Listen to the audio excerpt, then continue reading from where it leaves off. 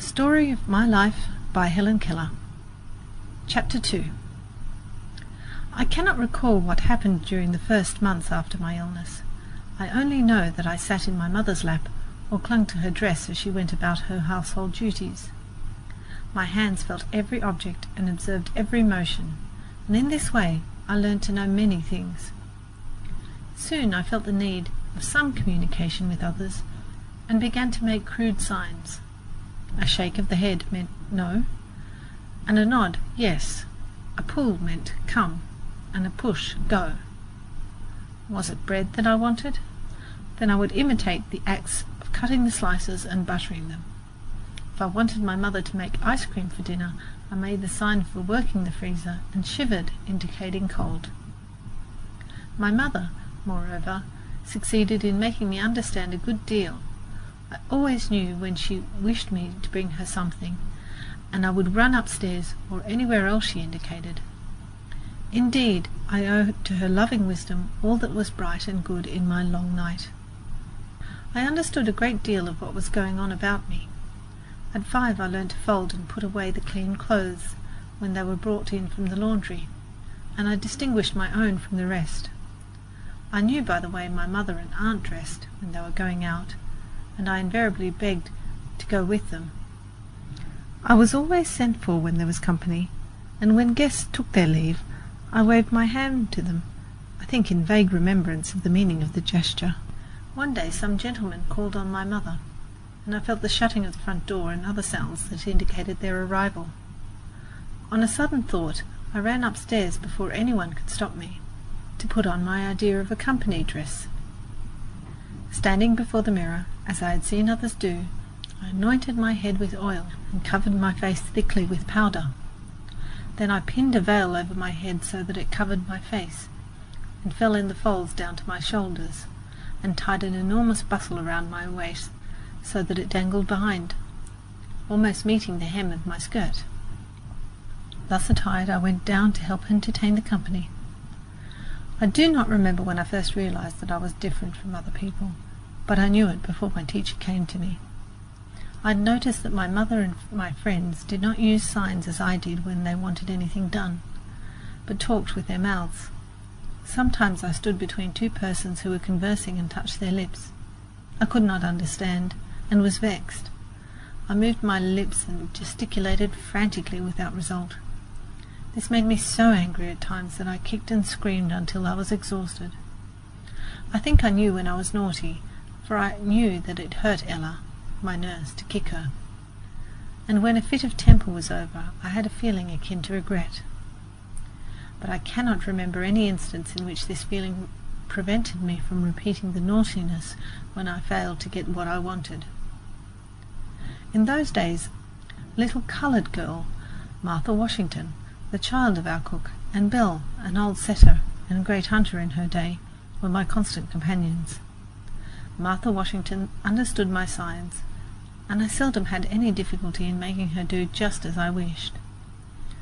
It pleased me to domineer over her, and she generally submitted to my tyranny rather than risk a hand-to-hand encounter. I was strong, active, indifferent to consequences. I knew my own mind well enough, and always had my own way, even if I had to fight tooth and nail for it. We spent a great deal of time in the kitchen, kneading dough balls, helping make ice cream, grinding coffee, quarrelling over the cake bowl, and feeding hens and turkeys that swarmed about the kitchen steps. Many of them were so tamed that they would eat from my hand and let me feel them. One big gobbler snatched a tomato from me one day and ran away with it. Inspired perhaps by Master Gobbler's success, we carried off to the woodpile a cake which the cook had just frosted, and ate every bit of it. I was quite ill afterwards, and I wonder if retribution also overtook the turkey. The guinea fowl likes to hide her nest in out-of-the-way places, and it was one of my greatest delights to hunt for the eggs in the long grass. I could not tell Martha Washington when I wanted to go egg hunting, but I would double my hands and put them on the ground, which meant something round in the grass, and Martha always understood. When we were fortunate enough to find a nest, I never allowed her to carry the eggs home, making her understand by emphatic signs that she might fall and break them. The sheds where the corn was stored, the stable where the horses were kept, and the yard where the cows were milked morning and evening were unfailing sources of interest to Martha and me. The milkers would let me keep my hands on the cows while they milked, and I often got well switched by the cows for my curiosity. The making ready for Christmas was always a delight to me. Of course I did not know what it was all about, but I enjoyed the pleasant odours that filled the house and the tidbits that were given to Martha Washington and me to keep us quiet. We were sadly in the way, but that did not interfere with our pleasure in the least. They allowed us to grind the spices, pick over the raisins, and lick the stirring spoons. I hung my stockings because the others did. I cannot remember, however, that the ceremony interested me especially, nor did my curiosity cause me to wake before daylight to look for my gifts. Martha Washington had as great a love of mischief as I. 2 little children were seated on the veranda steps one hot July afternoon. One was black as ebony, with little bunches of fuzzy hair tied with shoestrings sticking out all over her head like corkscrews. The other was white, with long golden curls. One child was 6 years old, the other 2 or 3 years older. The younger child was blind, that was I, and the other was Martha Washington. We were busy cutting out paper dolls, but we soon grew wearied of this amusement, and after cutting up our shoestrings and clipping all the leaves off the honeysuckle that were within reach, I turned my attention to Martha's corkscrews. She objected at first, but finally submitted. Thinking that turn and turn about is fair play, she seized the scissors and cut off one of my curls, and would have cut them all off but for my mother's timely interference. Belle, our dog, my other companion, was old and lazy, and liked to sleep by the open fire rather than to romp with me. I tried hard to teach her my sign language, but she was dull and inattentive. She sometimes started and quivered with excitement, then she became perfectly rigid, as dogs do when they point a bird. I did not then know why Belle acted in this way, but I knew she was not doing as I wished. This vexed me, and the lesson always ended in a one-sided boxing match. Belle would get up, stretch herself lazily, give 1 or 2 contemptuous sniffs, go to the opposite side of the hearth, and lie down, and I, wearied and disappointed, went off in search of Martha. Many incidents of those early years are fixed in my memory, isolated but clear and distinct, making the sense of that silent, aimless, dayless life all the more intense. One day I happened to spill water on my apron, and I spread it out to dry before the fire which was flickering on the sitting-room hearth. The apron did not dry quickly enough to suit me, so I drew nearer and threw it right over the hot ashes.